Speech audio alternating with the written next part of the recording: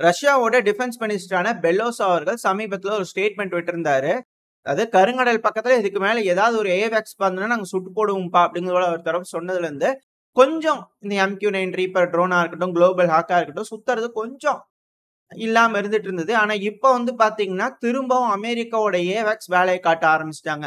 அதாவது நடுவுல வருவாங்க, ரஷ்ய தரப்பு வந்து ஃபைட்டர் ஜெட்டை டேக் ஆஃப் பண்ணாங்கன்னா இவங்க ரிட்டர்ன் ஓடிடுவாங்க. அது போல வேலைகள் நடந்துட்டு இருந்தது. ஆனா இப்ப முழு நேர வேலையில டாக் டீம் போட ஆரம்பிச்சிட்டாங்க. அமெரிக்காவோட ஏவாக்ஸும் யூகேவோட ஏவாக்ஸும் சைட்ல இமேஜ் லோட் ஆயிருக்கும். இது ஃபிளைட் ரேடார்ல இருந்து எடுக்கப்பட்ட இமேஜ் தான். யார் வேணாலும் ஓப்பன் சோர்ஸ்ல இருக்கு, எடுத்துக்கலாம். பட் ஆனா மிலிட்டரி நீங்க நோட் பண்ணோம் அப்படின்னா பே பண்ணும் அந்த ஃபிளைட் ரேடார்ல. ஸோ இது கொடுக்கக்கூடிய சோர்சஸ் கிட்ட இருக்கக்கூடிய இன்ஃபர்மேஷன் படி, ஸோ அந்த பகுதியில் ரொமேனியாலேருந்து மால்டோவா வரைக்கும் தொடர்ந்து அமெரிக்காவோட ஏவாக்ஸும் சரி, யூகேவோட ஏவாக்ஸும் சரி, முழு நேரமா அங்கே இதுதான் எங்களுக்கு வேலை அப்படிங்கிறது போல அங்கே உளவு வேலையை பார்த்துக்கிட்டு இருக்காங்க. ஸோ ரஷ்ய தரப்புக்கு ஒரு விஷயம் நல்லா தெரியும், கண்டிப்பா ஏதோ ஒரு ஆப்ரேஷன் இந்த பகுதியில் இருக்க போகுது. ஒன்று இந்த ATACMS பயன்படுத்தி அந்த கிரீமியா பிரிட்ஜ் அடிப்பாங்க. அப்படி இல்லை அப்படின்னா கிரீமியால வந்து ஏதோ ஒரு லேண்டிங் ஆப்ரேஷன் பண்றதுக்கு வாய்ப்பு இருக்கு. எதுக்குப்பா இங்க சும்மா இருக்கிறீங்க, அப்ப கிரீமியா அப்படின்னு பார்த்து வாங்க போங்க அப்படிங்கிறது போல 2 ரப்பர் போர்ட்ல ஏறி அனுப்பி விட்டுருவாங்க. ஸோ அவங்களும் பாவம் அங்க வருவாங்க. சில நபர்கள் சிக்கிக்கிறாங்க, சில நபர்கள் இறந்துடுறாங்க. வீடியோ பதிவுகள் நம்ம பார்த்துக்கிட்டு இருக்கோம். மேபி ரஷ்யாவோட கண்காணிக்கும் திறன் எப்படி இருக்கு, ரஷ்யா எப்படி நோட் பண்றாங்க, ரஷ்யாவோட ரேடார் ஸ்டேஷன்ஸ்லாம் இந்த பகுதியில் எப்படி வேலை செய்யுதுன்னு செக் பண்றதுக்காக கூட இது போல வேலைகளை இறங்கலாம். பட் ஆனா இப்ப திரும்பவும் அது போல ஒரு உளவு வேலை பார்க்கறதுக்காக அமெரிக்காவோட ஏவாக்ஸ் இறங்கியிருக்காங்க. ஸோ ஒரு தாக்குதல் இருக்க போகுது. சமீபத்துல கூட இந்த ஸ்வீடனோட காம்பேட் 90 நம்ம அந்த வீடியோ பதிவோட பார்த்துருப்போம். இருந்துச்சுன்னா திருப்பி லோட் பண்ணி காட்டுறேன். அதாவது இந்த உக்ரைன் வந்து என்ன பண்ணியிருந்தாங்கன்னா ஸ்வீடன் சத்தியம் பண்ணியிருந்தாங்க இல்லையா, ஸோ அது வந்து கொடுத்துருந்தாங்க காம்பேட் 90ன்ற ஒரு ஆம்பிபிஎஸ் லேண்டிங் ஷிப்பு.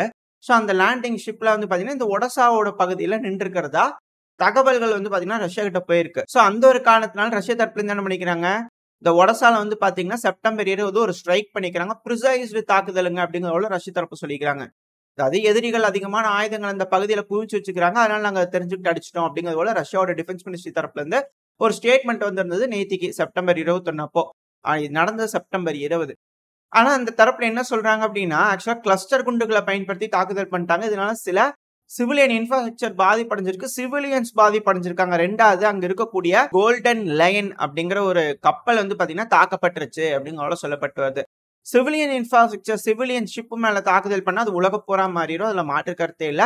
தெரிஞ்சு ஏன் இப்படி ரஷ்ய தரப்பு வந்து அட்டாக் பண்ணாங்க அப்படின்ற கேள்விகள் ஒரு சைடுல இருந்தாலும் ரஷ்ய தரப்பு இருந்து நியாயமான விளக்கங்கள் கொடுக்கப்படுது. ரெண்டாவது எஸ்டோனியா தரப்புல இருந்து சமீப காலமா ஷிப் எல்லாம் கொடுத்துருந்தாங்க இல்லையா, ஸோ அதோட பேக்கேஜஸ் மேபி உதிரி பாகங்கள் வந்திருக்கலாம், இல்ல அதோட ஆயுதங்கள் வந்திருக்கலாம், இல்ல அதுக்கான ஷிப்ஸ் வந்திருக்கலாம், அந்த இடத்துல டாக் ஆயிருக்கலாம். அந்த ஒரு காரணத்தினால தாக்குதல் பண்ணியிருக்கிறோம் அப்படிங்கிறத ரஷ்ய தரப்பு சொல்றாங்க. எது எப்படியோ ஆனா இந்த பகுதியில இருந்து தொடர்ந்து ரஷ்யாவுக்குள்ள தாக்குதல் நடந்துகிட்டு இருக்கு அப்படிங்கிற மாற்று கருத்து இல்ல. இது வந்து ஒடசால நடக்கக்கூடிய தாக்குதல், அதுக்கு பின்புலமா என்னென்ன நடந்துகிட்டு இருக்கு, எப்படி பேசுறாங்க அப்படிங்கக்கூடிய விஷயங்கள்.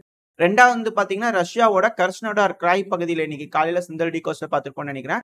இந்த கர்ஸ்னோடார் கிராயில வந்து பாத்தீங்கன்னா ஒரு மிகப்பெரிய வெடி விபத்து. இது கூகுள் மேப்ல பாத்தீங்கன்னாலே தெரியும், ரஷ்யாவோட ஆயுத குடோன் அந்த பகுதியில இருக்கு. ஸோ அதை தெரிஞ்சுக்கிட்டு அது மேலேயே தாக்குதல் பண்ணிக்கிறாங்க.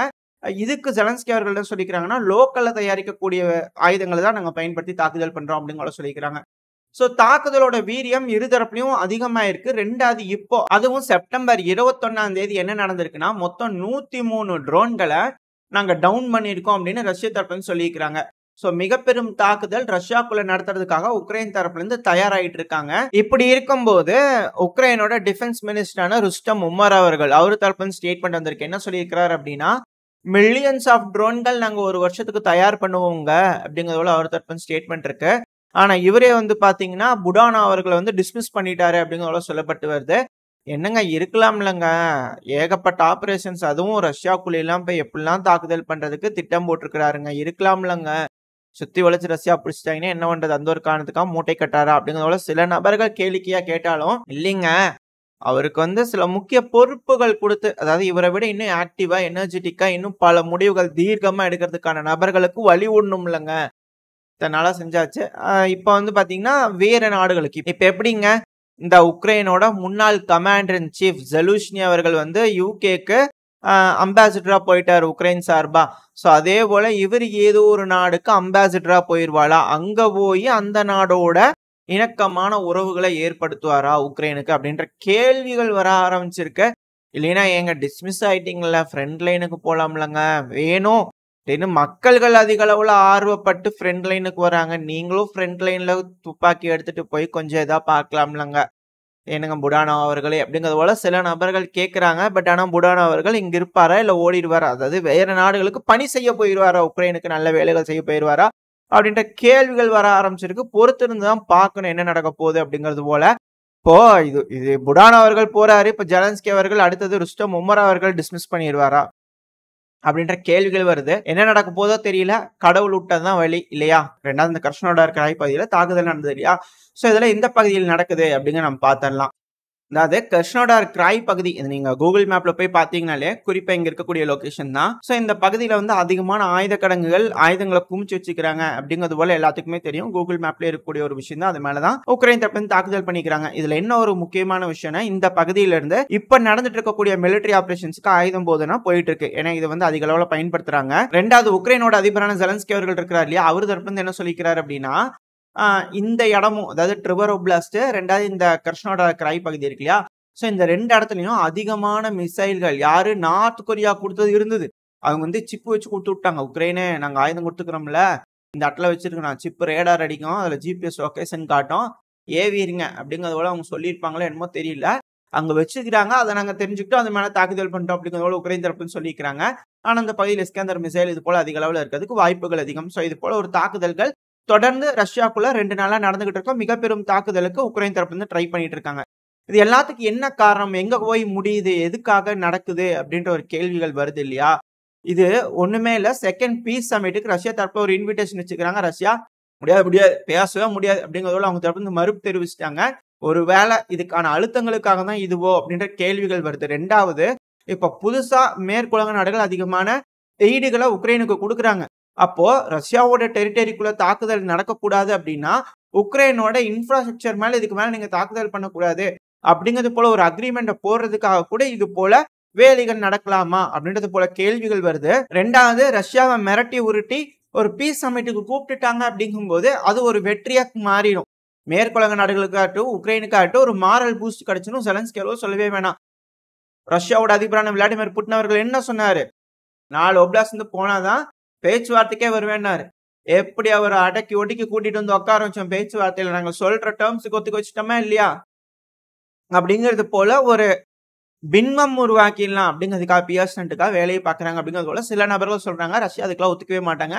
இது நடந்துச்சு அப்படின்னா நம்ம முடிவு பண்ணிக்கலாம். ரஷ்யா வந்து எங்கேயோ பிரச்சனையா இருக்கு அப்படிங்கிற முடிவு பண்ணிக்கலாம். அப்படி இல்லை அப்படின்னா ரஷ்யா தயார் நிலையில இருக்கிறாங்க. எந்த ஒரு எஸ்கலேஷனுக்கு நாங்க ரெடி வாங்க பாத்துக்கலாம் அப்படிங்கிறது போல ரஷ்யா தரப்புல இருக்கிறாங்க அப்படிங்கிறது போல நம்ம அப்படி ஒரு முடிவை எடுத்துக்கலாம் அப்படிங்கிற சில அனலிஸ்ட் தரப்புன்னு சொல்லப்பட்டு வருது. சோ என்ன நடக்க போகுது இந்த உக்ரைன்ல அப்படிங்கிறது போல எல்லாரும் வெயிட் பண்ணி பாத்துக்கிட்டு இருக்காங்க. இப்போ இந்த கிருஷ்ணோடார் கிராயில வந்து தாக்குதல் நடந்தது இல்லையா? இப்ப அதுவே சர்ச்சைக்குள்ள இருக்கு. ஏன் அப்படின்னா இந்த மேப்ல உங்களுக்கு பார்க்கும்போதே தெரியும் கிருஷ்ணோடார் கிராய்ங்கிறது தொலை தூரத்துல இருக்கு. தொலை தூரம்னா எப்படிப்பா சொல்ற அப்படின்னு கேட்டீங்கன்னா இப்போதைக்கு லைன் ஆஃப் காம்பேட் கான்டாக்ட் வந்து பாத்தீங்கன்னா இருக்கக்கூடிய இடத்துல அதாவது மினிமம் இந்த பகுதியில இருந்தாவது ஒரு தாக்குதல் பண்ணுவாங்க அப்படிங்கிறது போல ஒரு இது. சோ அந்த பகுதியில இருந்து இப்ப நடக்கக்கூடிய இந்த தாக்குதல் நடந்திருக்கு இல்லையா? சோ அந்த இடத்து வரைக்கும் பாத்தீங்கன்னா தோராயமா ஒரு 360 இருந்து 380 கிலோமீட்டருக்குள்ள வருது. ஒண்ணு இந்த பகுதியில இருந்து தாக்குதல் பண்ணிக்கணும் ஜாப்ரோசியா பகுதியில இருந்து. அப்படி இல்லைன்னா ஒடசா பகுதியில இருந்து தான் தாக்குதல் பண்ணிருக்குன்னா அதுக்கான வாய்ப்புகள் இருக்கு. பட் ஆனா ஒடசா பகுதியிலிருந்து தாக்குதல் பண்றாங்க அப்படின்னா இந்த கிரீமியாவை தாண்டி தான் போய் ஆகணும். ஆல்ரெடி இது போல வேலைகள்லாம் நடந்துகிட்டு தான் இருக்கு.